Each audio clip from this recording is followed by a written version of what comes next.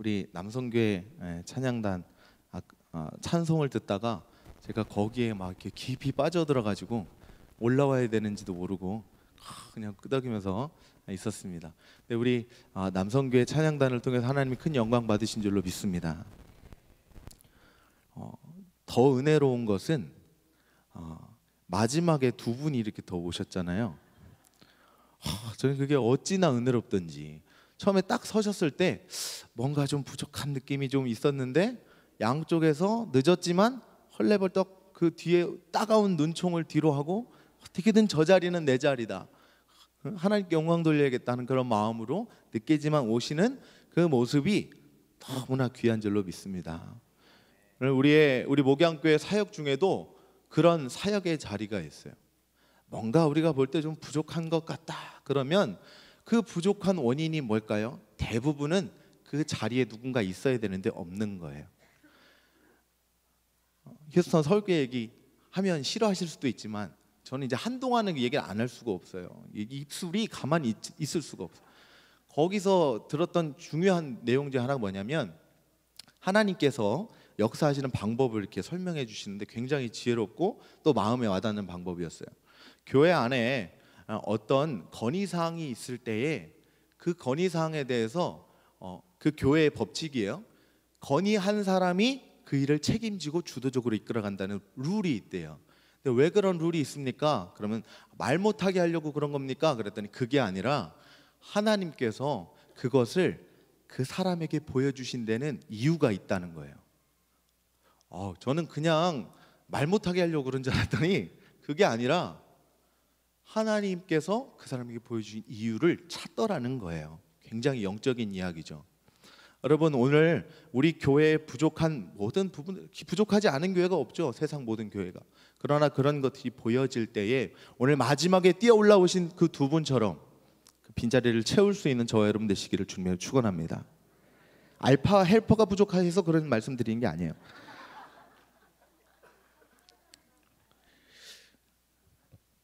할렐루야. 생각하는 대로 나오게 돼 있기 때문에 어쩔 수가 없습니다. 오늘 이 찬송 456장 그솥 못자국 만져라, 너무나도 은혜로운 찬양이죠. 그렇지 않나요?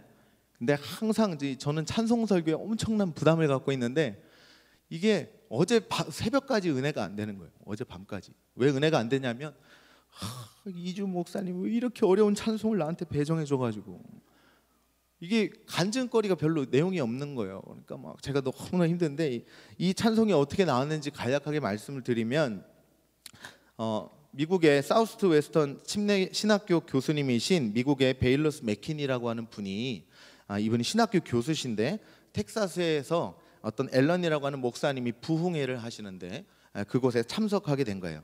그런데 부흥회 듣던 중에 그 말씀을 듣다가 그분의 마음속에 그 목사님이 얘기하시기를, 여러분 가운데 지금 이 순간에 하나님을 여러분 안에 모시기 원하십니까? 그렇다면 지금 주님 앞에 나와서, 이 제단 앞에 나와서 당신의 손으로 예수님의 손에 난 그 못자국을 만지십시오. 그 손의 못자국을 만지세요. 이 이야기를 듣는데 가슴이 뭉클해졌다라는 거예요. 그리고 나서 이제 집에 가려고 하는데 갑자기 폭우가 엄청나게 많이 내리다는 거예요. 이번에 텍사스에 폭우가 굉장히 많이 왔죠.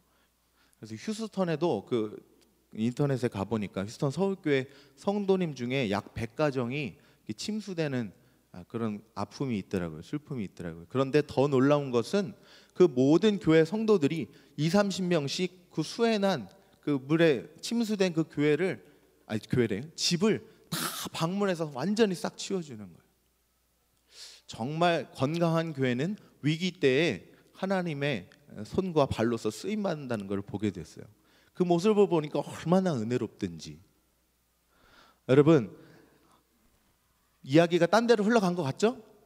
다시 가져올게요. 자, 그래서 텍사스에서 이 붕해를 듣고 집에 딱 가는데 폭우가 엄청나게 쏟아지는데 천둥번개가 너무너무 심하게 치고 두려움이 이 교수님 가운데 있다네요. 우리도 그렇잖아요. 갑자기 막 천둥번개 치고 막 그러면 저 벼락이 정말 나한테 떨어질 확률은 거의 없는데 갑자기 회개하고 싶은 마음이 있고 내가 잘못한 게 뭔가 있었나 이렇게 돌아보게 되는 그런 마음이 들지 않으세요? 저만 그런 것 같습니다. 그런 마음이 들 텐데 이 교수님이 안전하게 집으로 오면서 내내 이상하게 폭우가 몰아치는데 이 속에서도 내가 집까지 안전하게 도달할 것 같은 평안한 마음이 오더라는 거예요. 왜 그랬을까요?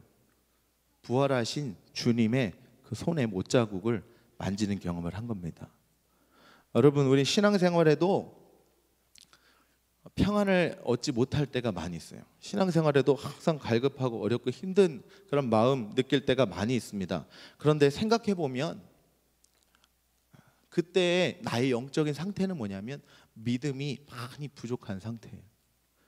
그 믿음이 부족해진 그 상태에 꼭 필요한 것이 있습니다. 바로 부활하신 주님이 필요해요. 부활하신 주님이 상징하는 게 무엇입니까? 죽음을 이기셨다는 거예요. 인간이 다른 건 다 극복할 수 있을지 몰라요. 저기 뭐 우주에 나가서 자원도 막 이렇게 캐오고 뭐 그거 한정적인 뭔가를 뭐 극복할 수 있을지 몰라요. 그러나 인간이 모든 것을 극복해도 극복할 수 없는 단 한 가지가 있다면 바로 영원한 생명이겠죠. 인간이 절대로 극복할 수 없는 그것을 극복하신 분이 바로 우리 주 예수 그리스도이신 줄로 믿습니다. 그리고 그것을 친히 보여주신 분이 예수 그리스도예요. 그래서 우리는요, 부활하신 주님을 믿는 거예요. 십자가에 달려서 여전히 피 흘리시고 고통당하신 주님, 나를 위해서 이미 희생하신 그 주님을 믿는 게 아니라 고통당하시고 부활하셔서 우리 가운데 나타나신 주님, 그 주님을 믿는 게 신앙입니다. 십자가 신앙에만, 주님의 고난에만, 거기에만 너무 꽂혀 있으면 안 된다는 거예요. 오명규 목사님 오셔서 말씀 전하실 때 이 말씀이 우리 교회에 꼭 필요한 말씀이라는 강한 마음이 왔어요. 왜 그렇습니까? 우리 가운데 부활신앙, 즉 우리가 안 되는 것을 하나님이 하게 하실 수 있는 그런 능력의 하나님이라는 것을 일깨워주는 너무나도 귀한 시간이었다는 생각이 들어요. 오늘 이 찬양에도요, 그 손 못자국 만져라 해서 그 못자국이 의미하는 것은 무엇입니까? 이미 부활하신 주님의 그 흔적을 보면서 그 주님이 지금 내 앞에 나랑 함께 계시다는 사실을 확인하는 찬양이에요. 그래서 이 찬양의 가사를 들어보면 얼마나 은혜로운지 모릅니다. 거친 세상에서 실패하면 어떻게 하라고요? 자, 여러분 이렇게 졸리니까 크게 여러분 말씀해 주시기 바랍니다. 자, 거친 세상에서 실패하면 내가 어둠 속을 걸어갈 때에 내가 부활의 주를 따라가려면, 자, 너의 죄악의 짐 무거울 때에, 자, 우리가 신앙생활 할 때요, 주님의 손에 못자국을요 자꾸 훑어야 돼요. 기도할 때에 저는 연상법을 많이 씁니다. 주님이 지금 나한테 구원의 밧줄을 내려주시는 거야 하면서 막 밧줄을 막 이렇게 움켜쥐는 막 이런 기도를 할 때가 있어요. 이건 제 믿음이니까 따라하라고 여러분 권면드리는 게 아니에요. 이건 제가 하는 기도 방법이에요. 저는 주님의 손 못자국 맞아라 그러면 제 눈앞에 주님의 손이 이렇게 못자국이 내려와 있는 걸 상상해요. 그러면 어느 순간 기도하다가 그게 나에게 실제가 되고 그것이 나에게 평안이 되고 성령의 충만한 도구가 되는 것을 경험해요. 그래서 어떨 때는요, 막 이렇게 기도해요. 이렇게. 이게 뭔지 아세요? 더운가 보다. 저 목사님 뒤에서 기도할 때 더운가 보다 이게 아니라 성령의 바람 좀 불어주십시오 주님, 이거예요. 그러면 정말 이 바람이 어느 순간 내 안에 이건 진짜 내 팔리 하는 게 아니야, 하나님이 그러신 거예요. 뭐 몇 시간 몇십 분을 막 이렇게 할 때도 있어요. 하나도 안 힘든 이유는 뭐냐면 하나님께서 정말 어리석어 보이고 우둔해 보이지만 그 나의 믿음을 통해서 나를 채워주시는 걸 느끼는 거예요. 여러분, 부활하신 주님이 오늘도 여러분이 그러한 부활하신 주님을 믿는 믿음 안에 담대하게 나아갈 때에 여러분을 채우시고 여러분을 일으켜 세워주시고 여러분을 사용하여 주실 줄로 믿습니다. 오늘 말씀 요한복음 20장을 보면요, 큰 주제가 있어요. 요한복음 20장 하면 부활하신 주님에 대한 내용이고, 이 말씀은 그래서 거의가 사순절이나 또는 부활주일, 부활절에 많이 그때만 많이 이렇게 우리가 상기하게 되는 그런 말씀이죠. 그런데 그 말씀 중에 보면 그 부활하신 예수님의 그 사건을 다룰 때에 막달라 마리아의 이야기가 나오고 베드로와 요한이 그곳에서 막달라 마리아의 이야기를 듣고 가서 빈 동굴을 확인하고, 그럼에도 불구하고 예수님이 부활하신 사건을 모르고 막달라 마리아는 울다가 그 동굴에 남아 울다가 천사들을 봤는데 천사들이 질문을 하죠. 야, 너 왜 우냐? 그랬더니 막달라 마리아가 누군가가 예수님의 시신을 옮겼다는 거예요. 자, 이때까지도 20장 초반에 있는 성경 말씀입니다. 이때까지도 막달라 마리아와 베드로와 요한은, 그것도 예수님이 가장 사랑하시던 그 제자들은 예수님이 부활하신 사실을 몰랐어요. 심지어는 천사가 예수님의 그 무덤 자리에 머리 발끝에 앉아 있었어도 예수님이 부활하신 그 사실을 막달라 마리아가 몰랐다는 거예요. 그런데 이들이 언제 부활하신 예수님을 깨닫고 예수님이 정말 부활하셨구나라고 하는 것을 인식하게 되었을까요? 그게 바로 우리가 오늘 함께 나눈 본문에 있어요. 예수님께서 나타나셨을 때, 예수님께서 나타나셔서 먼저 있던 제자들이나 나중에 홀로 그 자리에 없었던 도마에게나 동일하게 나타나셔서 보여준 것이 무엇입니까? 못자국, 옆구리, 예수 그리스도의 고난의 흔적을 보여주셨어요. 할렐루야. 여러분, 봐야 돼요. 부활하신 주님을 봐야 된다는 거예요. 봐야 믿는다는 거예요. 그렇지 않겠어요? 부활하신 주님의 그 못자국과 창 옆구리를 봐야 제자들도 예수님을 믿었어요. 도마도 예수님을 믿었어요. 그거를 봐야 믿음이 생기는 겁니다. 그러니까 성경이 기록하고 있잖아요. 야고보와 요한도 봐서 믿었고, 나머지 모든 제자들도 다 봐서 믿었고, 심지어 도마도 봐서 믿었어요. 부활하신 주님을 봐야 된다는 거예요. 여러분, 부활하신 주님 보시기를 주님으로 축원합니다. 그런데 이 제자들의 지금 예수님 부활하신 주님을 보기 직전에 어떤 상태에 있었냐면, 19절에 보면 제자들이 유대인들을 두려워하여 모인 곳에 문들을 닫았더니 라고 기록하고 있어요. 지금 무덤이 빈 거는 안 상태예요. 그런데 유대인들이 두려워서 문을 닫고 제자들끼리 모여 있었어요. 문을 닫고 위기감을 느낀 거죠. 왜 문을 쾅 닫았을까요? 집에 그냥 모여 있었다 이렇게 표현한 게 아니에요. 문을 닫고 있었다. 문을 어디서 잠갔겠죠? 안에서 잠갔겠죠. 왜? 밖에 있는 외부의 위험이 못 들어오도록. 부활하신 주님, 빈 무덤을 보아도 이 제자들의 마음 가운데는 여전히 두려움과 근심과 아픔과 상처 속에 여전히 그냥 문을 닫고 있는 거예요. 그런데 예수님께서 그 가운데 어떻게 하십니까? 신령한 몸으로 들어가시는 거죠. 주님이 찾아오시는 거예요. 여러분, 신앙생활에 주님을 영접할 때요, 대부분의 사람들은 다 이 다친 마음 가운데 있어요. 다친 마음, 단절된 마음, 사람한테 상처받고 금전적인 문제로 또는 여러 가지 문제로 내 안에 아픔과 고통이 있을 때 우리는 자꾸 담을 쌓고 대피소를 만들고 그 안에 들어가서 아무도 침입하지 못하게 만들고 싶은 영적인 그런 마음을 갖게 되는 거죠. 예수님의 제자들도 부활하신 주님을 만나기 전까지 똑같은 어려움을 겪었습니다. 똑같은 아픔, 영적인 그런 상황 가운데 있었어요. 그런데 예수님께서 그러한 제자들 가운데 먼저 찾아오셔서 뭐라고 말씀하십니까?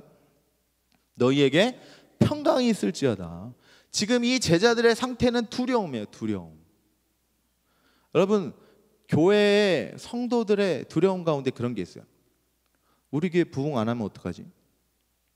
목회자들의 고민 가운데 그런 두려움이 있습니다. 우리 교회 부흥 안 하면 어떡하지? 굉장한 두려움이죠. 그런데 주님 믿는 우리는요, 어떻게 생각해야 되겠습니까? 하나님 우리 가운데 오셨잖아요. 하나님의 몸이잖아요. 하나님이 이끌어 가시는 거잖아요. 그런 두려움은 사탄의 속임수인 것을 믿습니다. 하나님은 반드시 우리를 복되게 하시고 번성케 하시고 일으켜 세우시는 분이라는 겁니다. 우리가 아무리 움켜닫고 두려워하고 막을 치고 담을 쌓고 그래도 하나님의 은혜는 그거를 뛰어넘어 우리 가운데 찾아오시는 거예요. 그리고 나서 우리에게 보여주시는 거예요. 봐라, 내가 부활한 예수다. 내가 너희들과 함께 동고동락했던 구원자 예수다. 내 손에 못자국을 봐라, 옆구리를 봐라. 그리고 제발 좀 믿어라 라고. 여러분 기적을 본다고 믿는 게 아니죠. 놀라운 일을 경험한다고 믿는 게 아니에요. 부활하신 주님을 믿음의 방법이 있습니다. 부활하신 주님을 믿는 방법. 그것은 바로 성령을 받는 거예요. 성령을 받는 거. 성경 말씀에 보면 22절에 보겠습니다. 이 말씀을 하시고 그들을 향하사 숨을 내쉬며 이르시되 성령을 받으라. 따라 봅시다. 성령을 받으라. 자, 그 앞에 있는 21절 제가 다시 한번 봉독하겠습니다. 있습니다. 너희에게 평강이 있을지어다 아버지께서 나를 보내신 것 같이 나도 너희를 보내노라 말씀하시고 나서 성령을 받으라 그랬어요. 내가 너희를 보낼 건데 보내는데 그냥 보내는 게 아니라 꼭 필요한 게 있는데 그게 무엇이냐면 성령이라는 거예요. 성령. 그러니까 제자들이 사역하며 나아갈 때 꼭 함께 가야 되는 것, 즉 받고 나아가야 되는 게 있는데 그게 성령이라고 오늘 성경에서 기록하고 있는 것입니다. 그리고 나서 이 말씀을 하시고 그들을 향하여 숨을 내쉬며 이르시되 성령을 받으라. 너희가 누구의 죄든지 사해지면 사해질 것이요 누구의 죄든지 그대로 두면 그대로 있으리라 하시니라. 죄사함의 권세를 주셨어요. 이거를 우리가 오해해서 해석하면 안 되는데 그 예수님의 그 제자들에게 예수님과 하나님과 같은 그런 놀라운 죄사함의 심판의 그런 자격을 주신 게 아니라 용서할 수 있는 권한을 주셨다는 거예요. 내가 누군가를 판단할 수 있는 그런 권한을 주신 게 아니라 너희가 가서 누군가가 죄를 고백하면 그 사람에게 그 죄는 하나님께서 예수 그리스도의 보혈로 씻어주실 것이라고 말하면 씻음받는, 즉 하나님으로부터 용서받는 그런 권한, 복음 전도의 권한을 제자들에게 주셨다는 겁니다. 그러니까 제자들이 능력이 있는 게 아니죠. 그들이 받은 그 안에 성령의 능력으로 죄사하는 거예요. 자, 여러분 부활하신 주님께서 도마에게도 나타나시는데 도마가 이상하게 그 자리에 없었어요. 뭐 음식을 구하러 갔는지 뭐 때문에 아무튼 그 공동체 가운데에 이탈한 상태였어요. 그런데 다시금 돌아온 도마가 예수님이 부활하셨다는 소식을 다른 제자들은 다 받다고 가는데 자기는 도대체가 못 믿겠는 거죠. 그러자 예수님은 8일 동안 도마를 괴롭게 하셨죠. 8일 동안 도마는 정말로 믿어지지 않는 게 정말로 주님이 부활하셨을까 안 하셨을까 아마 고민하며 기다렸을 것 같아요. 그런데 예수님께서 8일 후에 나타나셔서 도마에게 야, 내 손에 손가락, 이 손에 못자국에 너의 손가락을 넣어봐라. 내 옆구리에 너의 손을 한번 대봐라. 내가 정말 부활한지 아닌지. 그리고 나서 말씀하십니다. 믿음 없는 자가 되지 말고 믿는 자가 되라.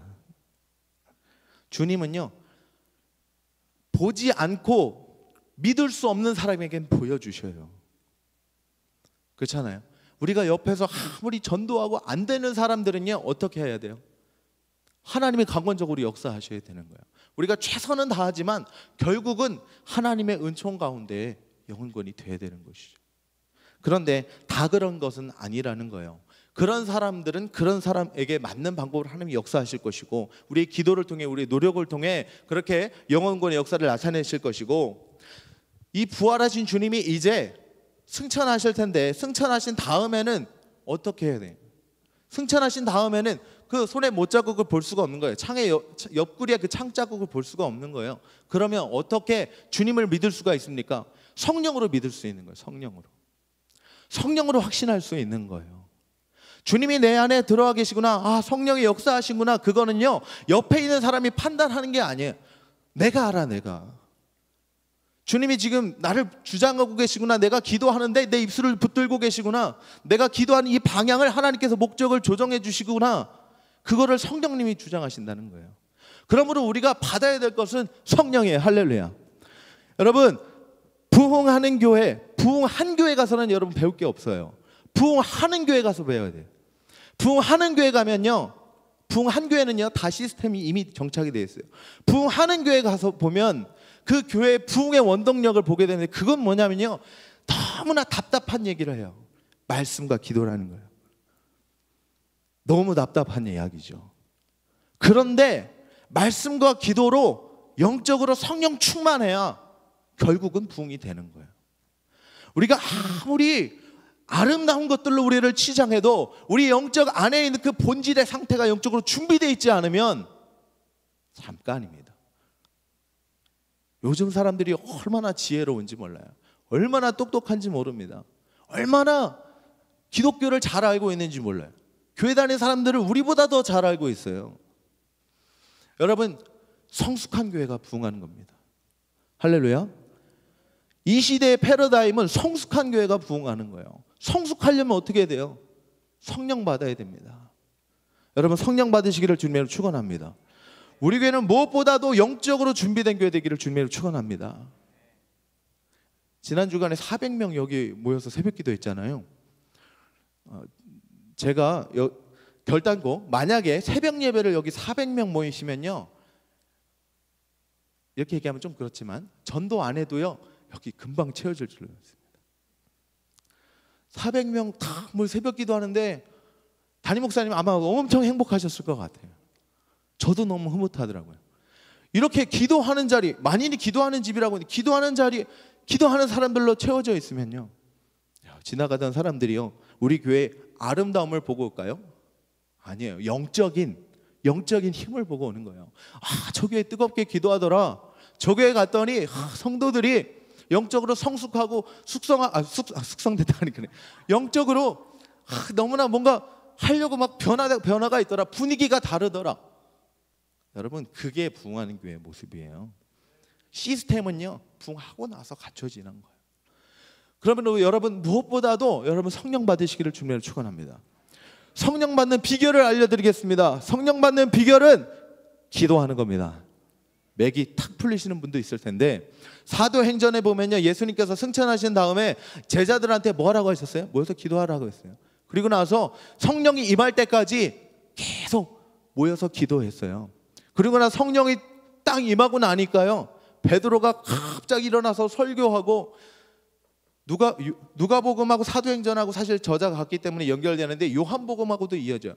요한복음 20장에 보면 베드로와 요한은 예수님 부활 전혀 안 믿었는데 사도행전에서 성령 받고 난 다음에는 베드로가 분연이 일어나고요. 3장에 보면 베드로와 요한이 성전 미문에서 지나가다가 미문에 앉았던 안진뱅이를 일으키면서 놀라운 그 예루살렘 교회 부흥이 나타난다는 거예요. 여러분, 2018년 이제 동천자이가 입주할 때에 우리가 영적으로 무장해야 되는 것은 무엇입니까? 기도하는 거예요. 기도하는 거. 기도해서 영적인 우리의 분위기가 바뀌어야 되고, 기도해서 우리가 정말로 누군가를 맞아들일 수 있는 그런 마음에, 하나님의 마음이 우리 가운데 부어져야 되고, 그렇게 주님이 기뻐하시는 모습으로 우리가 성숙될 때 하나님 기뻐하시는 부흥이, 우리가 모두 영원하는 부흥이 우리 가운데 나타날 줄로 믿습니다. 전교인 100% 새벽기도, 저는 담임 목사님이 이름 기가 막히게 지으셨다고 생각해요. 많은 성도님들하고 대화할 때도 이것 때문에 100%인데 내가 안 가서 100%가 못 되면 어떡하나 하는 마음으로 나오신 성도님들이 꽤 계시더라고요. 근데 하나님의 입장에서 볼 때도요, 주님이 여러분 100% 다 새벽기도 나오기를 원하실까요? 40% 나오기를 원하실까요? 100% 나오기를 원하시는 거죠. 저는 그 제목에는 하나님의 마음이 있다고 생각해요. 그리고 우리 목양교회는 열애 없는 교회가 됐으면 좋겠습니다. 할렐루야.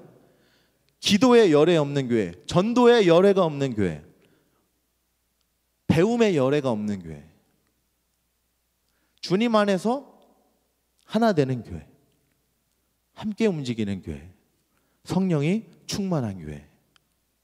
여러분, 그 교회가 남이 만들어주는 게 아니에요. 그런 교회가 되겠다는 생각이 지금 잠깐 들면 성령님께서 옆에서 여러분한테, 지금 옆에 보지 마시고 여러분한테 말씀하시는 거예요. 여러분이 아닌 거예요. 여러분이 교회예요. 제가 교회고 여러분이 교회입니다. 우리가 성령의 인도하심 받아서 성령 받고 사역하고 성령 충만함으로 일할 때에 하나님이 기뻐하신 그런 은혜와 능력이 우리 가운데 나타날 줄로 믿습니다. 그래서 우리는 무엇보다도 뜨겁게 기도하는 하나님의 자녀들 되기를 주님으로 축원합니다. 오늘 이 시간에 우리 함께 부른 그 말씀 가지고 함께 기도할 텐데, 과거에는 그 여러분 기도할 때 기도원 가서 나무 뿌리 뽑았다고 막 얘기 많이 들었잖아요. 못 들으셨나요? 나무 붙들고 막 흔들었다는 거예요. 근데 여러분 왜 흔든 줄 아세요? 모르실 줄 알고 제가 질문한 겁니다. 왜 흔들었냐면, 여러분 생각에는 주님 나를 살려주세요. 주님 내가 너무 어려운 일이 있어요. 그래서 이 문제 해결해 주세요 하고 나무 붙잡고 흔들었다고 생각하시는데 처음부터 그랬던 게 아니라 처음에는 무엇 때문에 나무 붙들고 흔들었냐면 주님 부활하신 주님 내가 주님 좀 만나게 해주십시오. 주님께서 살아계시다는 사실을 내가 좀 깨닫게 해주십시오. 그런 마음으로 나무 붙들고 흔드는 거예요. 그런 주님을 믿게 되면요 내 삶의 문제는 내 안에 들어오신 성령님이 해결해 주신 줄로 믿습니다.